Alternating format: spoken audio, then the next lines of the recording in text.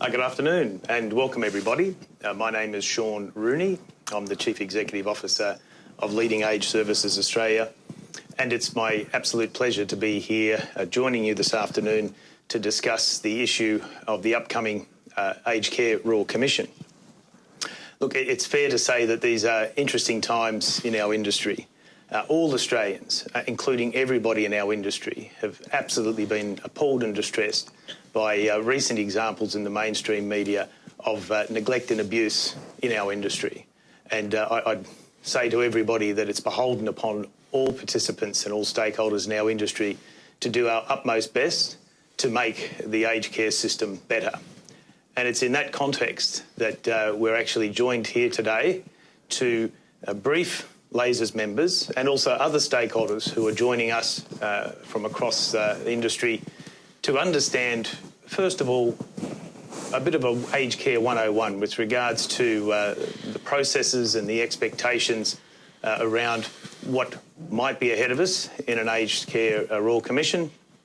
I'll then provide an update on what we know so far with regards to the specifics of the Royal Commission, and then we'll throw it open to you, our members and other interested stakeholders, for some questions and answers.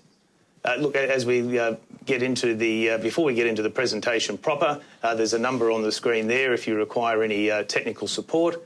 And with regards to the Q&A functionality, there's a button on your screens, a little blue button in the top right-hand corner that if you want to ask a question, just type your question in and we'll do our absolute utmost to get to those during the course of the webinar.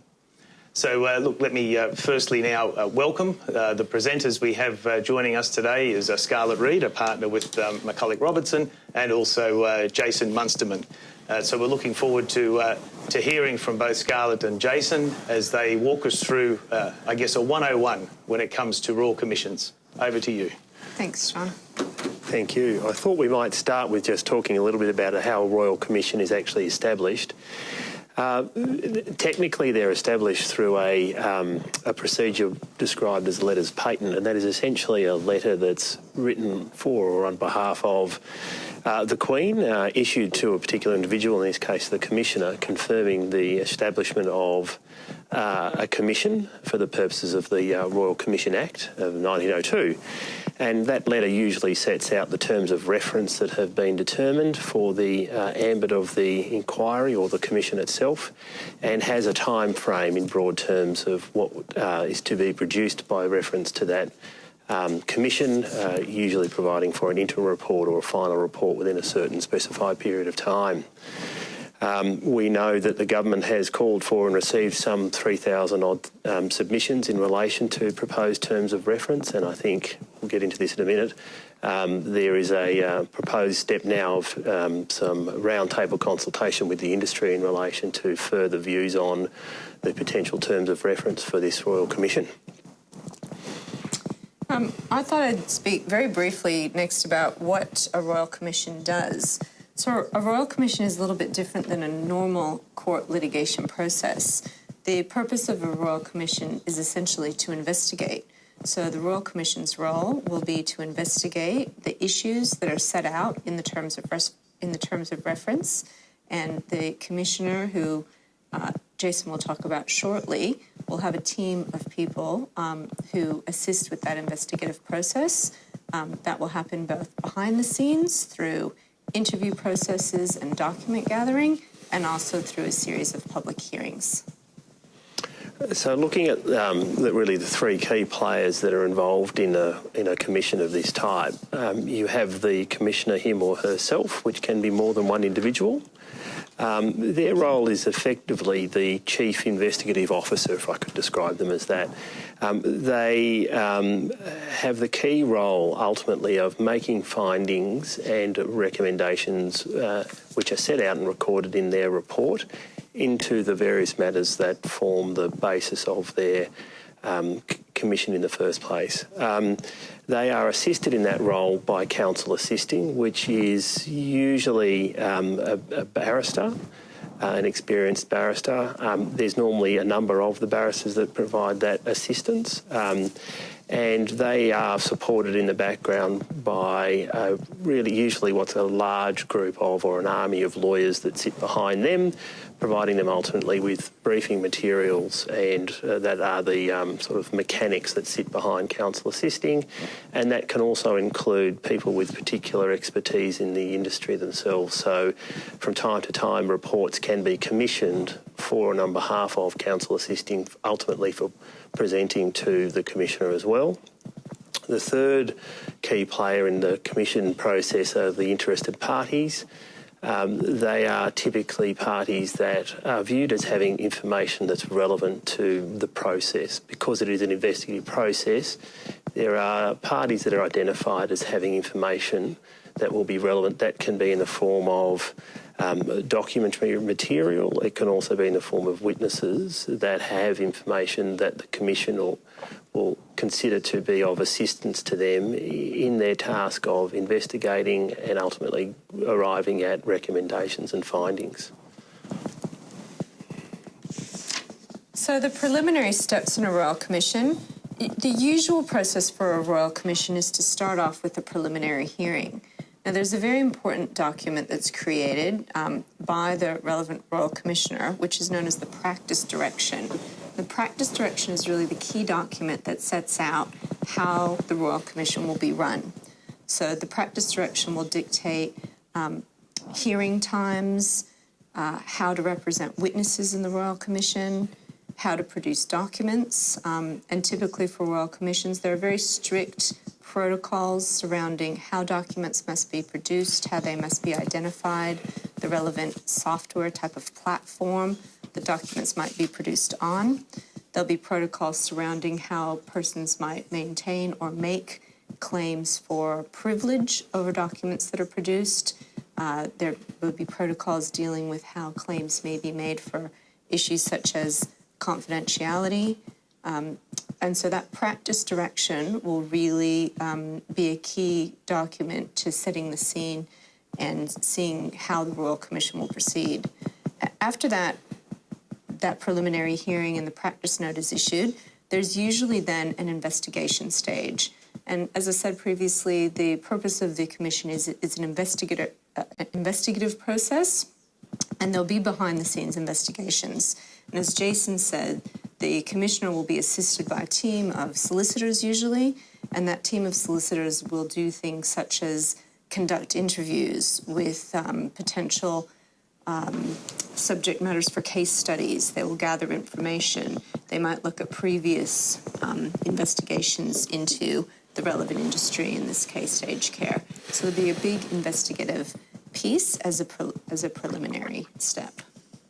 And as part of that process, one of the key things, and that's the public-facing part of the commission, are the actual hearings themselves. The hearings are only one step in and one part of the investigative process. It will be very much up to the Commissioner as to how many hearings and how long they will last for, and the actual subject matter of those hearings as well.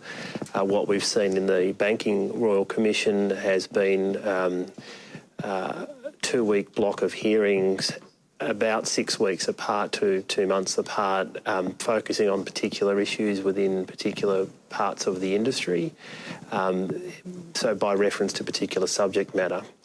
The other key feature, which is very common for Royal Commissions, is to use case studies to examine the actual subject matters themselves. So typically, which does and has happened again in the Banking Royal Commission, typically the Commission will identify a particular case study and work through that case study, often in relation actually to events that have been quite historical, but we'll use that case study to essentially test current regulatory and legislative frameworks for the purposes of really stress testing, if I could put it that way, the environment in which that case study sits, to then extrapolate that from that particular findings and recommendations that can be made.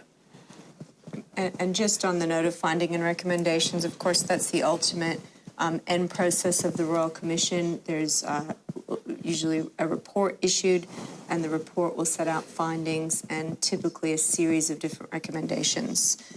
Now, that leads into the next issue, which is more specific to the upcoming Royal Commission in the aged care industry. What does this mean for the aged care industry? It means essentially that there's likely to be a set of findings and a set of recommendations touching upon the industry without knowing the precise terms of reference that will be investigated at this stage. It's hard to say exactly what those recommendations will be, but one can usually get quite a good indication of where things are going as the Royal Commission proceeds and the evidence comes out. Certainly the types of recommendations that are often made following inquiries and commissions, they could be recommendations for new laws, for further enforcement of laws, they can be for standards, guidelines. There can be recommendations made at specific entities or interested parties in a Royal Commission, such as recommendations of referrals to other regulators to look at specific conduct.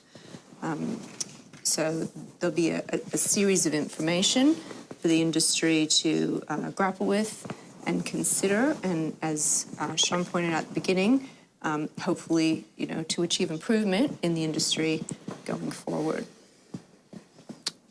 And I think one of the key things that sort of relates to that is ultimately that these are only, if I could put it that way, recommendations and findings. So it's very different from a court process where you have parties that are bound ultimately to the conclusions arrived at by a judge. In this process, it's an investigative process. Recommendations are ultimately arrived at, but that does not necessarily mean that they are going to be adopted, and there is then the process thereafter of taking those recommendations and putting them into action, which is obviously the role of the government, and you'll end up with a situation where not necessarily all of the recommendations arrived at as in relation to this commission will be actually implemented by way of legislation or the establishment of a separate body.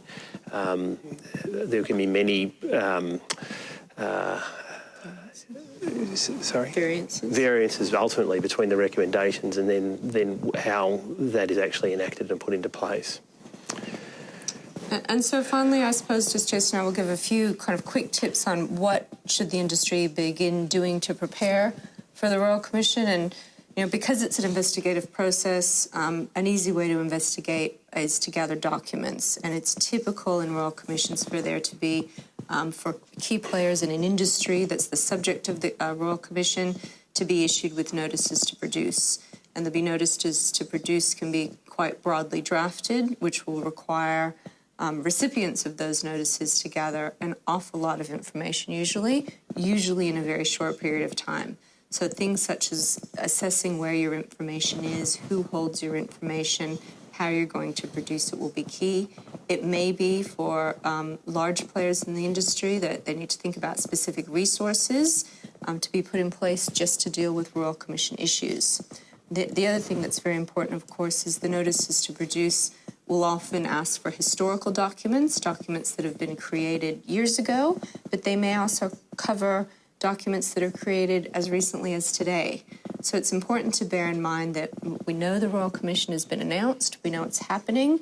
It's very tempting to start sending off emails about speculating on what your involvement might be, or your industries, or your companies. And it's just important to bear in mind that with any document that you now create, this could be the document that ends up before the Royal Commission. So it's really careful to have good document management protocols in place now in anticipation of the scrutiny that will be given towards your documents potentially in the commission process. Okay, thank you, Scarlett and Jason. I think that's very useful just to set the scene around what we're likely to expect in terms of the processes and some things to consider. I think what I'd like to now discuss is what we know so far with regards to the Royal Commission. So as you'd be aware, the Prime Minister on the 16th of September announced a Royal Commission into aged care. At the time, the Prime Minister said the rationale for this was twofold. One, he'd been drawn to his attention the issue around an increase in quality compliance or quality non-compliance issues, plus also understanding the need to ensure that the system is future fit basically, in terms of meeting the growing and changing needs of the increasing numbers of older Australians. At the time, the Prime Minister suggested that the scope would look at the quality of care delivered in the system, and within that seek to understand the extent of any substandard care. He also suggested that the Royal Commission would look into the issue of people with disabilities and young people in residential care homes. He touched upon the need to understand how the system is meeting the needs of people with dementia, whilst also considering the future challenges ahead and, the cursory any other matters as deemed fit by the commissioners. I think what's very important to note in all of the commentary on that day and since by both the Prime Minister and Minister Hunt and Minister Wyatt, that notwithstanding the call for the Royal Commission, they have reiterated their fundamental belief that most providers and their staff do a good job.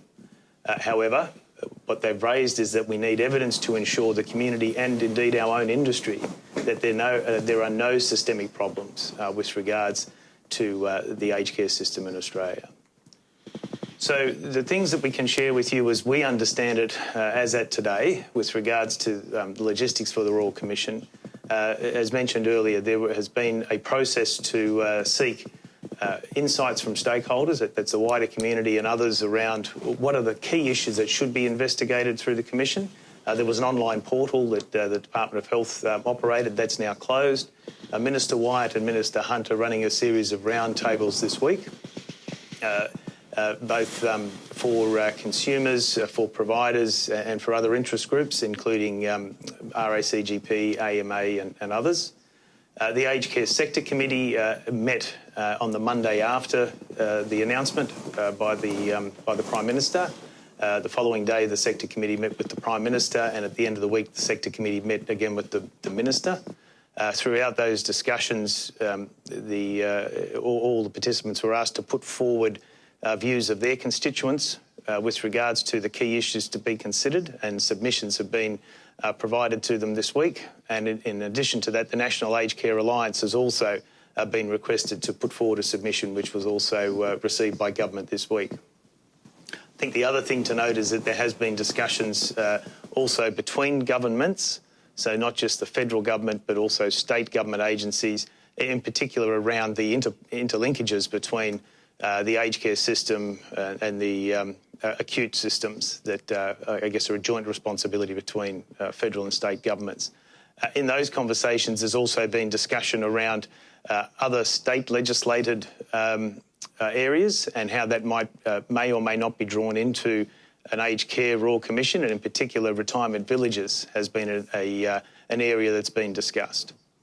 Now, with regards to potential commissioners, the discussion amongst the key stakeholders to date has been a view that there's probably going to need to be commissioners that have a legal background, whilst also commissioners or a commissioner that has some understanding of the aged care system. Now, at this stage, there's been nominations put forward again in that consultation process, and we're all eagerly awaiting the outcome of that. Timing, as we currently understand it, as terms of reference will be finalised as soon as practicable, as will the appointment of the commissioners. I think, to be realistic, we're probably looking at least 3 weeks from this week, I would suggest, before we have those things, I guess, resolved. But, this is in the hands of others, and I guess we'll see how that plays out. If that was the case, I'd suggest that the Royal Commission activities would commence proper sometime in November. And in, again, early discussions with industry stakeholders and others, the view is that there may well be an interim report handed down sometime next year. And the view would be at this stage, again, early stages, not knowing the terms of reference, that a final report would be most likely produced and received by the end of next calendar year. But I would put a caveat around all of that, given that without the terms of reference, without the commissioners sorted, it's going to be difficult. And once you get into these types of activities, it may well be that there's change to the scope or a change to the timing, as we've seen in other Royal Commissions. Look, what I will share now with participants is Laser's contribution to the discussion around terms of reference. We surveyed our members at short notice to get their views around the key issues that they believe should be considered in the context of the Royal Commission. Now, this information will be circulated to members tomorrow. However, with the opportunity now, I'll give our audience the opportunity just to see what has been front and centre in the minds of our members. First and foremost, and this is an issue that was pressed upon ministers and the Prime Minister, what we need to do with this process is focus on the outcome we're seeking. There are lots of views around what should and shouldn't be included, but we've suggested is we need to be absolutely clear what is the outcome we want.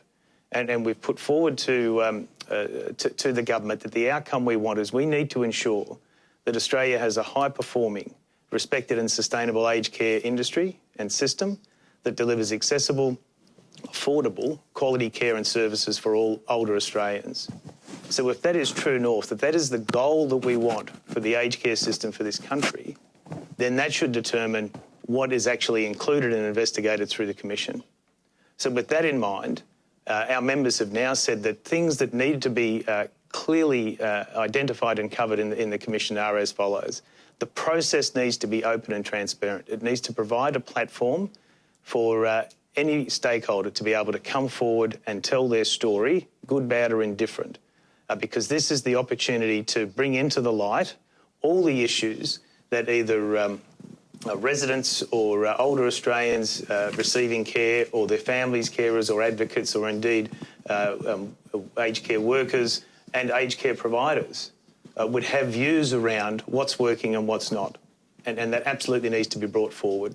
And where appropriate, there needs to be supports afforded to those individuals and organisations throughout that process. Obviously, the key issues of safety and quality will be a feature.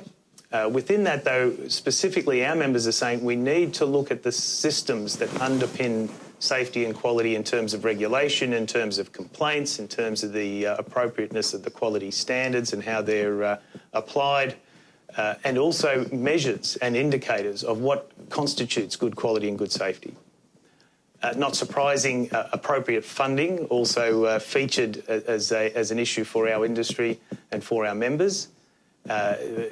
Many members would be aware of Laser's advocacy with regards to funding issues, and this will again be a feature that will have to be investigated, given that there have been a number of changes to funding arrangements over successive governments over a number of years, and the impact of those changes needs to be understood in relation to what the Commission will look into. Laser has also asserted that within that consideration, a starting point would also be to understand the true cost of delivering care to older Australians in 21st century Australia, where we know that there are changing needs and changing expectations. And so therefore this must also be a key focus for the Commission. Again, for our members, workforce matters. There is absolutely a universal support for our workforce and I guess universal calls within our membership to get the key issues around workforce, and there are many, and most recently highlighted by the Aged Care Workforce Task Force strategy recently handed to government, that talks about how do we ensure that we have the right optimal number of staff in different care settings to meet the needs of the people they care about. How do we ensure that those staff are adequately remunerated, that they are adequately qualified, and that they're given every opportunity to build and grow meaningful and successful careers within our industry. And there's a whole range of other matters that underpin workforce. Another key area that was discussed and we've put forward to government in the terms of reference is around access to services. And when we talk about access, we're talking about access to specific services. So within the general terms of aged care, it's things like mental health services, palliative care, those types of services. But then also access to services for specific groups, and which may have diverse or different needs. And then beyond that, access to services with regards to specific locations. So how are we ensuring that we have good access to appropriate services to older Australians, irrespective of either their life circumstance or where they're located in the country? Another feature of the information that came back to us from members was the system interfaces. And this is the interplay between the aged care system, the primary care system, the acute care system, as well as social care systems and others. And so that needs to also to be explored if we're going to get the system right for older Australians. Interestingly, listening to our colleagues here from my colleague Robinson, learning from the past and going back to all the previous reviews, whether it be the Aged Care Act of 1997, the Tune Review, the Living Longer, Living Better policy, the Caring for... I mean, there is a plethora of things for us to go back to and look at and learn from those experiences. Look at the recommendations that have been made, look at the ones that were adopted or not adopted, and then that also provides a rich evidence base for the commissioners to then make informed decisions and informed positions with regards to our industry. And I think finally what came out of our engagement with members was, as much as we're going to be looking at what's not working, we should also be looking at what is working. And how do we learn from that and look to promote that at scale and pace? And obviously we know there's lots of innovation and good practice happening across the industry. So being able to identify that and look to see how that might be implemented into the future, knowing that part of the Commission will be looking at how do we basically future-proof the system. So just very briefly with regards to laser, our advocacy at this stage is quite high level. Basically, members would know that we are committed to wanting to have a safe and high-quality aged care system. We know that the Royal Commission will play a key role in making that system better. We acknowledge that in the current system there has been some failures, but we also acknowledge that 1.3 million older Australians receive care in our system every year. And that care is delivered by around 360,000 passionate professional people that every day do their best to deliver the best possible care they can. And so whilst the Royal Commission is underway, we're also saying to government, we need to maintain focus on addressing the key issues around workforce and funding right now, because there are a number of issues that government is well aware of that we can't wait for a Royal Commission to run its course in order to make the system better right now. So with regards to supports for our members moving forward, as I've discussed here today, we've made some inputs into our views to be considered with regards to the terms of reference for the Royal Commission. There's a number of members' briefings, this one included, that we're now conducting. We're compiling a Royal Commission support package, which has a number of organisations from across our affiliate base, so legal firms, public relations firms, risk firms, governance firms, etc., that will be making an announcement to our members shortly around how they can access those services to be able to support them, prepare for the Royal Commission, and obviously we'll continue to be involved in public advocacy and further commentary. I would also say at the conclusion of today's event, you will receive a survey asking you to just provide some feedback on the event, but there will be a question in there asking you specifically what supports would you like Laser to be able to make available to you. So, look, with that being said, I'll now throw it open to the floor for some questions. The process is you use the little blue button in the top right-hand corner, the Ask a Question button. Just type in your question and then I'll be able to read them out from the screen and pass them on to the panel or answer them myself. And so, with that being said, we'll throw open to the questions. Look, this is one for the legal eagles. So please advise on the action homes should take to ensure the legislative requirements of the Surveillance Device Act 2007 New South Wales are being met in their homes. So are we talking about the Workplace Surveillance Act? I mean, there's different pieces of legislation that govern when one can undertake surveillance in workplaces. There's a Workplace Surveillance Act, which essentially, if you're undertaking surveillance of your employees at work, you need to obtain their consent. So many employers do undertake surveillance of their employees in all kinds of industries. That can be through monitoring in computer or CCTV cameras. And generally, the consent is obtained by way of an overarching policy. Yep. Someone would have a policy in place. So I would say if a response to the potential commission is we want to find out what's going on in the workplaces, we want to see what our staff is doing, but we want to comply with those workplace surveillance laws, the key would be to implement a policy and make that policy public and show it to employees so that they know that it's happening, and then it's allowed. Yeah, great. Thanks, Scarlett. And I think if I recall, you've got 28 days from the announcement of the policy to when you can start conducting the surveillance. Yeah. Okay. Another question. With so many aged care providers, how will the Royal Commission know where to direct their energies?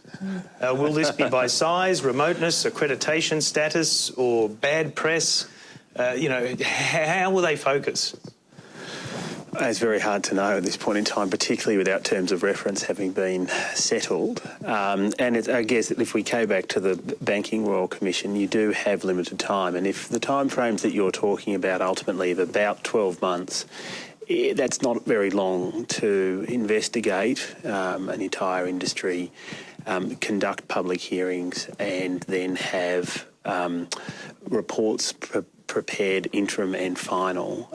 It's a very tight time frame in reality, and they will have to address, I think, the bigger ticket items, which is what we're really finding. So what you'll find, I think, is ultimately through case studies there'll be particular areas of interest that will have been identified early on that will become the key focus of the whole process. They will have to be selective ultimately about the issues that they do delve into if they're to meet the time frame that they're talking about, as the Banking Commission has. So is there a hierarchy here that would see an exploration of issues? And it might be around quality compliance, it might be around workforce or people's experiences. And then from that they would then, drill down a little bit further and say, well, within compliance, we might now go and look at the compliance records of the quality agency. And then through that, we might then go and, have cause to go and contact specific providers to provide information regarding their compliance performance over time. Is that almost like that hierarchy? Is that how it would work? Yeah, it is, because it's an investigation process. So I think you're quite right saying, Sean, that they could start big and then narrow it down. And really, there are these investigations that happen, behind the scenes before the public hearings commence. So I think by the time the public hearings commence, the commissioner and his team or her team has an idea of which particular players in the industry may be best placed to assist. Because at the end of the day, if your company is called to give evidence before the Royal Commission, what you're really there to do is assist in the investigation and assist with the inquiry generally. So I think they're likely to pick the entities or the people they think can offer the best assistance. Yep. Okay, there's a question from our friends in South Australia, and it's an interesting question. So, can the government be found liable into the future if it does not endorse a past recommendation that may have been materially relevant to ensure safeguarding of a provider or an older person? It's very difficult to do so. Okay. Yeah, I mean, ultimately, that kind of thing will come down ultimately to what legislation can or cannot be passed. You have all forms of government when you're talking about state or commonwealth that ultimately have the well-being of the population in mind, and there can well be various reasons why recommendations arrived at by various people or entities are not ultimately implemented by government, and that can be as simple as not having the numbers in Parliament to be able to pass that legislation. Yeah. Okay. So that's a tough one. It's a very interesting question. It's a very good question. And a good one. Here's a question. How far back could they go? And what happens if documents have been destroyed? Yeah, I mean, I guess the first part of that question is they can go back as far as they would like to go back. Ultimately, I suppose it's, what's the utility in going back too far? but there's no real rule about how far they can go back. To the second aspect of that question, what happens if documents have been destroyed? I mean, if you're the recipient of a notice to produce, you're asked to hand over documents and they don't exist, you can't hand them over. Now, when we talk about documents being destroyed, if they were destroyed historically, that's one thing. It would be, I would suggest, unwise to start destroying documents now. I don't think that was the intent of the question. Just to clarify that. Yeah. But I quite agree with you, but just... And it's quite common now with pervasiveness of emails in particular that most organisations do have a system for ultimately not retaining huge amounts of data that's generated by their businesses. So there is a systematic approach to eventually archiving and then eventually deleting data from systems. So that's not an unusual thing. So there is a follow-up here. What would happen if an aged care facility is unable to produce historical documents subsequent to the notice to produce? You have what you have. If you don't have the documents, you can't produce them, simply put. Okay. And again, a very practical one. How will providers be notified if they're being investigated? Well, the two main ways you can be approached directly by someone within the counsel assisting team or the solicitor assisting the commission. But usually the first indicators are there can be a letter that's actually issued by the commissioner. That seems to be quite a common practice in these days by commissioners starting off the first sort of contact with the industry by sending out a letter which asks particular questions of industry participants. In particular, it's quite well publicised in the Banking Royal Commission that the Commission went out and asked the number of key players in the industry to identify what they felt had constituted either misconduct or failings of compliance or not even meeting community expectations. Minimised, contained to 50-odd pages was what the direction was. Otherwise, you normally would get a notice to produce, which will be essentially an order requiring you to produce documents to the Commission, and you can also then receive what's referred to as a rubric, as a witness statement, a request essentially to provide information to the Commission. That's usually prepared by way of a witness statement by an individual or individuals within the organisation, and that then forms part of a witness statement that can simply be tendered or provided to the Commission, and sometimes the person who has provided that is also asked questions in respect of that in the public forum. Okay. Look, one of the other questions that's come through is, and it's come through from a number of participants around what do we expect with regards to a focus on home care versus residential care, and it's probably one that I'll take. I think at this stage we would expect that the focus would be across the aged care system. So that would be both, we would anticipate that the focus would be on residential care, home care, including home care packages, and also Commonwealth home support. I think in part it'll be determined, the absolute focus will then be determined upon, I guess, the views of the commissioners as to, once they understand that the categories and the hierarchy, how much deeper they dive will be determined by them. That's right. And that, also, as you said before, Sean, the terms of reference. Yeah. I've got one here about, as the Royal Commission is an investigation, I am assuming that the rules of evidence do not apply.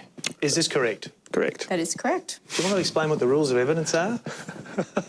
They're very complicated. 25 words or less. But essentially, and that's quite important, and that comes back to the whole process and how it looks. The thing about a Royal Commission is it does look like a court process. You have usually a retired judge sitting there, you have barristers involved, you have advocacy going on, you have people being asked questions. But in contrast to the court system, which is an adversarial system where you have a judge adjudicating between two warring parties, essentially, and making a determination that's binding on everyone, this process is, as we go back to it, an investigative process. So this process is designed to elicit information and then allow a person, in light of that information that's been obtained, to suggest that certain things need to happen. Because of that, there's no one that's being bound by this. So you do have this process whereby recommendations are made But that then still needs to be actioned by the people. It may be the Parliament recommendations can be made that criminal conduct's been engaged in, but that then gets referred to another person to deal with as to whether that recommendation ultimately is one that is correct in criminal law, for example. Mm-hmm. You'll have that referred out to the DPP. So the rules of evidence are essentially designed, if I could put it that way, to ensure that in the adversarial process, you have the most reliable, fairest form of information that goes before a judge. In this process, it's broader than that. You actually have a broader range of information that becomes available to the Commissioner. For example, you can have just simply reports prepared by academics in a particular area that's provided to the Commissioner by way of reference. Okay. And the evidence that a person gives in the Commission, although it probably sometimes doesn't feel or look like that, is supposed to be examination, not cross-examination. So ultimately a person is sitting there as a witness to assist the Commission to provide information as opposed to actually be cross-examined to the truth or veracity of the information that they're providing. Okay. Thanks for clarifying. Perhaps related to that, I've got two questions that I'll draw together. One is, what are the powers of the Royal Commission? And the other is, can you refuse to attend if requested to? So I mean...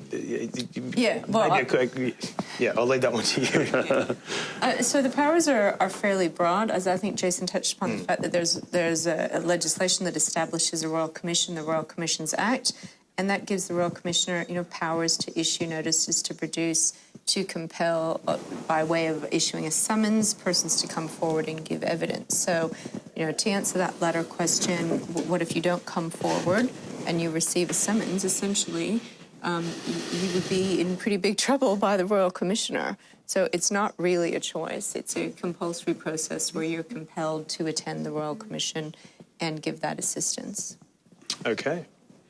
Look, we've still got a few more questions on the screen coming through, but I'd also put a call back out if you do have a burning question, either for our legal representatives or for myself from Laser's perspective. Please send them through. There's been a couple of questions around the use of CCTV and surveillance cameras in aged care. Obviously, it's a kind of topical issue at the moment. Look, it's an interesting question, which may be a bit of diversion, but would CCTV be permissible in residence rooms by providers? Now, I think there's lots of views on this, but whilst we've got you, is there a legal view? I mean, again, I come back to there are laws that govern CCTV use in a workplace. And if you're in an aged care facility, there are people that work there. That is a workplace, and it's someone's place of work. So many facilities use CCTV in common areas. Yes. But we're talking about in a residence room. As in a private room where a worker wouldn't necessarily go. Well, they would go to provide support and care and assistance. So, I mean, because, the argument there would be it would become a workplace, and therefore those laws would kick in and you'd be governed by the laws in that. I mean, I suppose, the general concept there are privacy issues, concerns, privacy issues that are concerned, and the imposition on one's privacy. At the same time, there are also work health and safety duties that apply.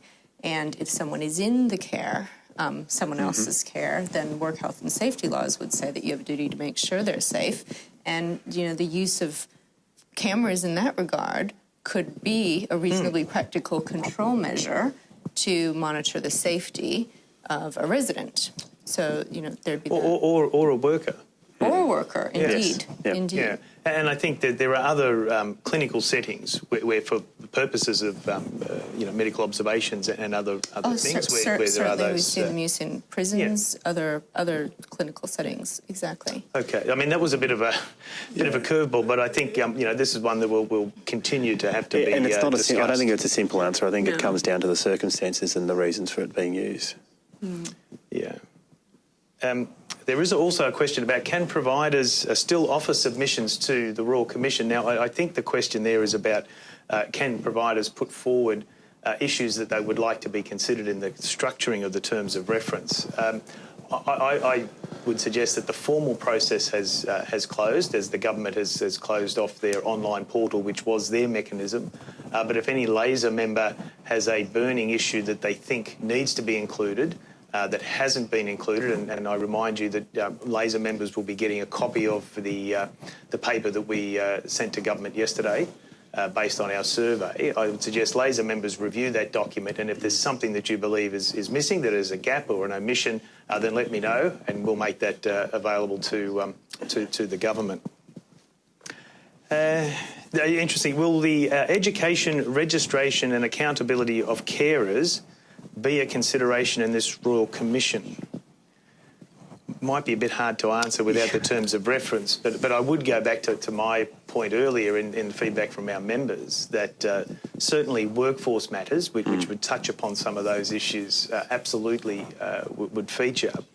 But if you take the term carers more broadly, in the informal carers, this is something that we did allude to in our response as well, and I know there are other advocacy groups that absolutely believe that this needs to be considered in the context of the Royal Commission. A question here with regards to legal matters. Are there any legal impediments to parties defending their reputation before and during the Royal Commission? For example, by commenting publicly on their evidence or the Commission's conduct, such as I'm presuming that's a prejudice, contempt of court, or how can providers best protect their reputation whilst they may be in, a formal Royal Commission process?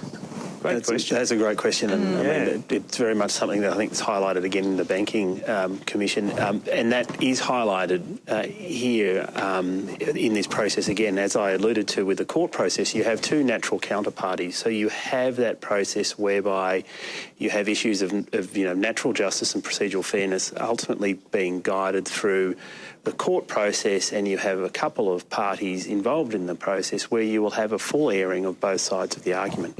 That's essentially how a court process works.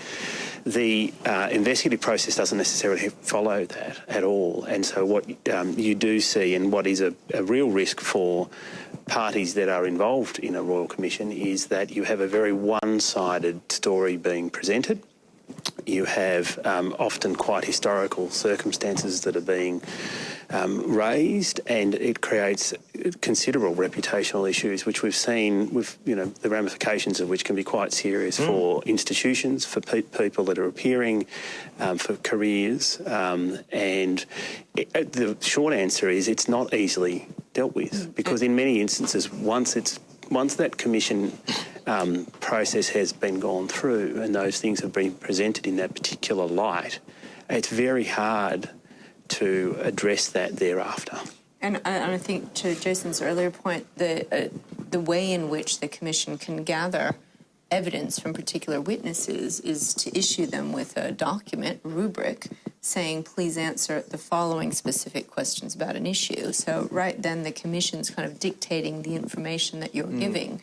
There can be opportunity to qualify your answers when giving the answers, but if you're then called into the Commission to give evidence, again, because it's largely one-sided, you may have your legal representation there, but typically it's the counsel who's assisting the Commissioner that will ask the majority of the questions, and they'll be based on the information that they seek to get from you. And it's unusual to have that adversarial approach where your own representatives. But just to be clear, so you can be called to appear before the Commission. Yes. You can be called to then answer particular questions, which may call into question your reputation as an individual, a professional, or as a provider organisation. Yes. Through that process, you've articulated what might happen in the to and fro. But outside of that process, can a provider or an individual, continue to speak in representing their side of the story? Sean, there'd be nothing to stop the issuing of media statements, to go on the record, just to qualify. I mean, I guess the tension is, there's always that tension about being too defensive and, whether, and that type of thing. So there's a balance that organisations will have to take. But as a general rule, there is nothing to prohibit that as such. Okay. Look, there's a question here about how, from one of our members, how do we inform and support our staff and our residents during the process? Look, I think Obviously, Laser provided a lot of support to our members over recent times with the announcement of the Royal Commission and obviously the Four Corners and the lead up to Four Corners. All of the materials and supports like that will be afforded to our members. But I also, again, reiterate that at the end of this presentation, there'll be a survey that will go out. One of the questions will be, what specific supports do you think you may need? Because that will then also help inform the support package that Laser pulls together for our members. Here's a logistical one. Sean, can I just cut across that? Yeah. Just to say this in response to that too. It's natural for people to become very worried. I mean, it's a large industry, as you've indicated. There are a lot of people that are working in it. And when you hear about the Royal Commission, it's natural for everyone to personalise it. Yep. But what you find often then, if you do have that happening and you do have a particular case study that might reveal particular conduct, is there's often confidentiality that sits around that in a public hearing, in a public forum. Again, what the Commission is most concerned about is ultimately looking at systemic issues, looking at broader issues and making recommendations in relation. It's not about publicly humiliating a particular individual at all. So what you'll find, even if you have an individual that might have engaged in particular conduct that could be questioned, the identity of that person, if it's sensitive, can actually be the subject of confidentiality regimes put in place in the process so that that person's identity is actually masked. Yeah. So that can be comforting for people to know. I think that is for the individual or potentially for the organisation. But, our lived experience in recent times is that when you have, these stories that are tarnishing and calling into question the reputation of the entire industry, that is upsetting for people receiving care and their families, but also for the people delivering that care. And so, we're very concerned to be able to make sure that, that people, both for receiving care and delivering care, are supported through and I think that's the key, Sean, is because at the end of the day, organisations have these duties to their staff, to their employees, to ensure their health and safety. And, this is, it's been identified that people could experience concern over the Royal Commission process. So, additional steps need to be taken. Employers need to be considering the impact of this on employees and seeing what type of support can be offered, whether it's the sharing of information, being open about what they're doing, and all those types of things. Good. So getting back to my logistical question. Sorry. If you're called to attend, who pays for the travel and accommodation? Oh. Well, I suppose you get conduct money typically if you're called into court. So there's conduct money, and the commission would get you to the commission, wherever that may be. Okay. Another one. Is it correct that a data matching process is undertaken as part of the Royal Commission investigation process, such as a review of information from from the Quality Agency, the Complaints Commissioner, potentially the coroner, the police? So do they, do they do a data matching process? Are they looking for triangulating the data, basically? I think you should anticipate that they are, yes. I mean, the issue that we run into with Royal Commissions is that you have a huge volume of documentation, a huge volume of material, ultimately, that the Commission's dealing with, and they do have fairly sophisticated databases that house that material, and that can be searched,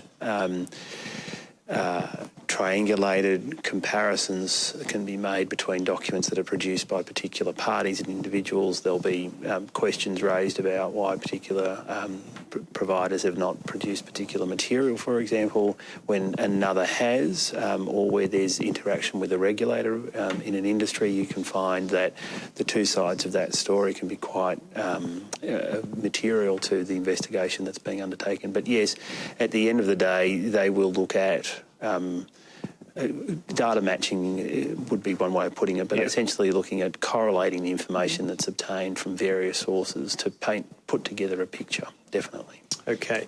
Just in the interests of time, I'll just put out a final call for any last burning questions, but also note you can certainly send us at Laser questions following on from this, and we'll respond. I've got one from a question here from the West, which probably I'll take. Uni Wollongong's doing a review of an alternate to the ACFI. Department of Health's reviewing additional services. Minister Hunt's looking at the whole funding model. for aged care, are these outcomes and timelines likely to be impacted by the Royal Commission, which could take a while to get final recommendations? Look, great question. In all of my engagements with ministers and department and others, and in particular the Prime Minister when we met with him on Tuesday last week, what we impressed upon them is whilst the Royal Commission is doing valuable work and fundamental to making the system better, we must press on, specifically with workforce reforms and funding reforms. And there's been an undertaking from everybody involved in leadership positions within the government that they are absolutely attuned to that and are committed to make sure that the reforms underway and those that are high priority and currently being discussed must continue. So we can only take them at their word and note that Laser will be basically doing everything we can in our advocacy to progress those issues and hold them to account if they don't deliver. Let me just look on to when being called to provide evidence to the Commission, will this be to any level within an organisation? So does this mean anybody in a provider could be called? I think the answer to that question is yes. I think that, again, it's an investigative process, it's an information gathering process, and it's not always the senior management that might have, the best information to assist the Commission. It may be any level of staff potentially that could be called. I mean, it really depends on the nature of the issue that's being investigated. Again, we have to wait for those terms of reference, and typically when it's the Commission would be looking at responses and conduct of an organisation, it would be the more senior executives in that organisation that would be called to provide the information, but there wouldn't necessarily be a restriction on calling a different level of staff member. Okay. One more legal one. Are documents that would ordinarily be covered by legal professional privilege, would they be discoverable in this process? Ultimately, you can claim legal professional privilege over material to be produced. It's a bit of a different process than the court process, but in essence, legal professional privilege can be claimed over documents provided to the Royal Commission.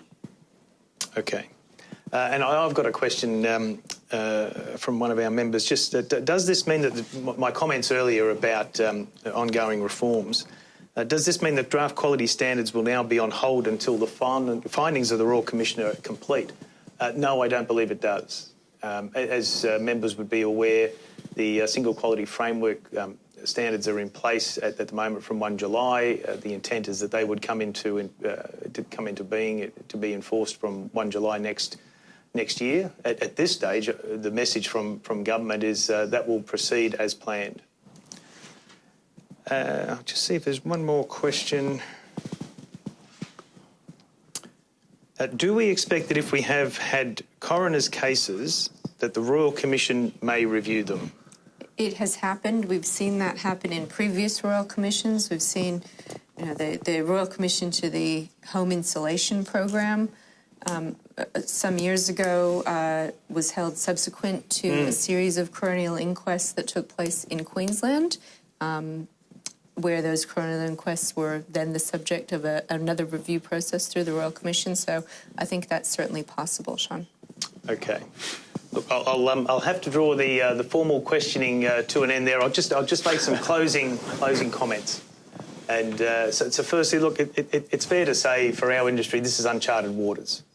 But it's also fair to say that we have experiences of these in Australia in the past, and relying on the expertise of people like yourselves, I think, is absolutely required to make sure that we navigate these uncharted waters. It's also fair to say that the level of community interest and scrutiny of our industry has been heightened and will continue to be heightened throughout this process. And I refer to the comments by the Prime Minister when he announced the Royal Commission, when he said that there will be things that have come out of this that will be bruising for everybody involved. What I'd also suggest, though, is what Laser has been advocating is, in some respects, what this is forcing the Australian community to address is not just aged care, but actually ageing, and the fact that we've reached a new normal with the number of older Australians currently in our communities, and that will continue to grow. And what we really need to be exploring, in addition to aged care, is how we support those growing numbers of older Australians to continue to enjoy productive, healthy lives in their communities, close to their families, in many ways, even before they become engaged in the aged care system. And so that has broader issues around elder abuse and ageism and retirement incomes and retirement ages. But I think this is all saying that this new normal is actually driving a lot of what we're seeing. I think as much as there will be a focus on things that aren't working, it's very important, and we've impressed upon this for key stakeholders, that this is the opportunity to make the aged care system better.